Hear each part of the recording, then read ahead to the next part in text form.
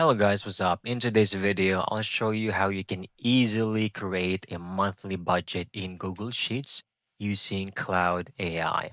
Let's begin. First, open up your favorite browser and then go to the official website, log into your account, and over here, first, I want you to click on this plus icon, go to connectors, and then add connector. You just need to connect your Gmail account first or Google Drive is what I meant. Now click on this plus icon, make sure to sign into your account, just click on continue. And once done, you should now be back to Cloud AI. From here, you can now request for the Google Sheets. All right. For example, I have one here, very simple, straightforward.